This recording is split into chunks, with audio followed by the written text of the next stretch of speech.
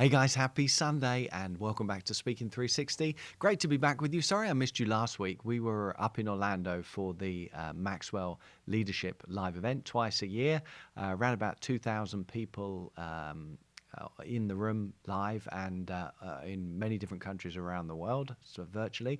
So a fantastic experience. And I was thinking about what am I going to talk to you about today? What should I talk to you about today? And I thought I'd take a lesson from the stage time finalists, actually, from the live event. Because during my session, I have 3.5 hours on stage on day 2. Here we are in the middle of that. Susan came up on stage and joined me for a quick selfie. You can see people out in the background enjoying themselves, and as I said, people virtually around the world as well. And during the session, we put up the stage time finalists. So as part of the speaker training, that people have the opportunity to be on stage in front of thousands of people. And so this is Jessie Terry, who was one of the finalists. So you can see her standing up there. There's a clock there counting down for 3 minutes. She's got 3 minutes to do her thing. And she did a great job. In fact, they all did a great job. But it was from the preparation of this that I thought we would take today's quote, and it's from Bill Gove. It's a beauty. He said, "A pro is at their best regardless." A pro is at their best regardless. Regardless of what? Regardless of anything.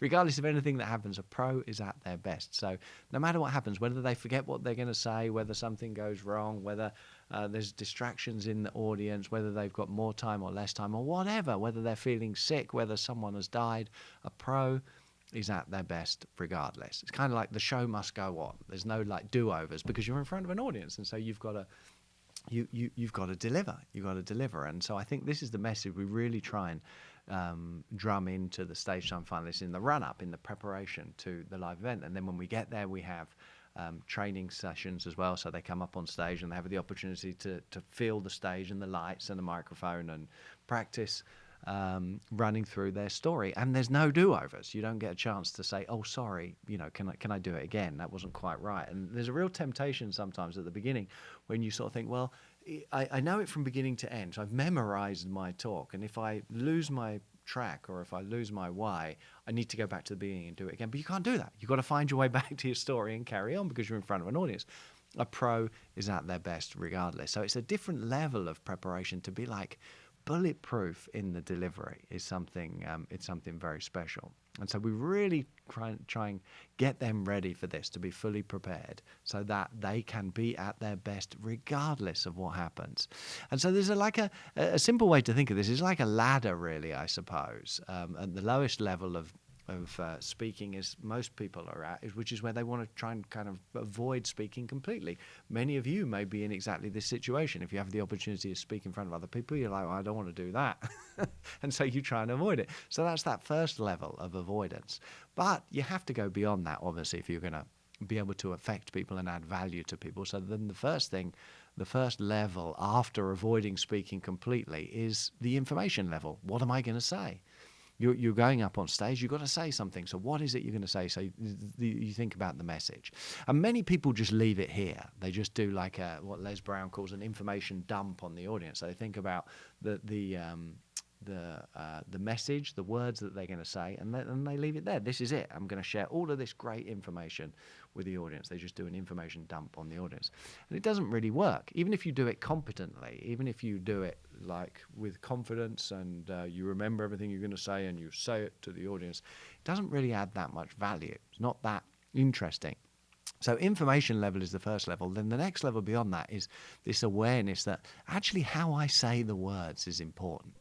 How I say the words is important. It's not just the words, but how I say them makes a big difference. So there's the delivery. And delivery is not just your voice, of course, it's your body language and your facial expressions and all of those types of things, isn't it? So there's a lot to the delivery. So that's a step up from avoidance to thinking about the message, then thinking about the delivery, your voice and your body language. But then beyond that, even further, it's not just a competent delivery of your message. There's the audience experience. And this is where we begin to think about, are the audience enjoying themselves? Is it interesting? Is it riveting? Is it exciting? So the experience element is the next level. And then not just the experience, but then the interaction with them, because you're talking to the audience, but it's not a monologue. It's not you, the speaker, talking to the audience. It's a dialogue. You're speaking, they're answering in their heads. So you need to make time for that.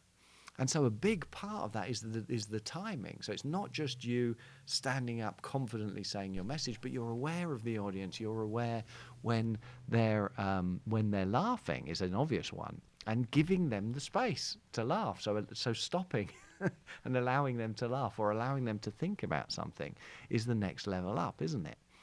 And an inexperienced speaker, the audience will laugh and they'll just keep going. They've got to crack on with my message.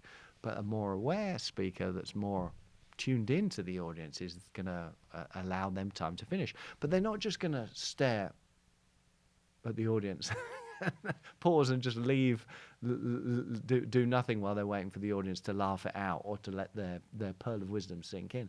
John says, you're not saying anything, but you're still communicating. So they're going to use facial expressions. Maybe they're going to, they're not saying anything, but maybe they're shaking their head, or they're like nodding, or maybe they're looking around. I'm right, aren't I? They're not saying that, but their body language is saying, we've all experienced this, haven't we? I'm right. Or maybe they're turning away, or John will often go and get some water and take a sip and put it down and then carry on. So there's still communication going on, but just not saying anything. All of that is part of the experience for the audience. Then there's the ability to deal with distractions. Somebody coughs, somebody drops something, the door opens, the door slams, somebody stands up and leaves, or loads of people stand up and leave. That happens often in long conferences, where there seems like there's a break, and then lots of people need to go to the restroom. They can't wait any longer. And it can be very distracting if you're standing up to do your your presentation, and then lots of people stand up and walk out. It's like, well, what did I say? Did I miss something? Are my flies undone? That's all kinds of things that can mess with your mind. So being ready, being prepared, being able to deal with those distractions is important. And then things going wrong, like forgetting what you're going to say, or technology problems. The microphones, there's always problems with, well, not always, but very often problems with the microphone, or the PowerPoint, or the lights, or even just the acoustics maybe of the room, or the sound bouncing in a big room. The sound bounces off the end of the room a couple of 100 yards away and then comes back. And so there's all of these things to kind of deal with. So there's different kind of levels of working through being prepared. And if you think of it like this, the first couple of levels maybe you'd think of as public speaking, having a message and being able to say it. But then beyond that, being able to not just have a message, a good message, an interesting message, that you're bulletproof in the delivery. You can create a powerful learning experience for the audience. You can say it in a number of different ways. You can adapt it for different amounts of time. You can deal with distractions, anything unexpected you can deal with as well. And sometimes for great speakers, something odd happens and it actually ends up being more endearing, where there's a problem with the sound, but they can deal with it. They can take it within their stride and carry on, and the audience loves them even more. So different levels of preparedness, all kind of summed up with this great quote from Bill Gove: a pro is at their best regardless. And as I said, for the stage time people, we really train them to be ready no matter what, bulletproof in the delivery. And it's not difficult to do. It's a process. It's a process to move through. So that's it for this week. We'd love it if you like the videos. We'd love it if you comment on the videos. Let us know what you like. If you haven't subscribed already, of course, we'd love you to subscribe. And if you want to share this weekly email, if you're getting this by email, or maybe you're not getting it by email, but if you want to get it by email, or you want to share it with anyone else, simply go to speaking360.com. We'll send you an email each week with the video. Simple as that. Thanks for being a part of Speaking 360. Thanks for being the best part of Speaking 360.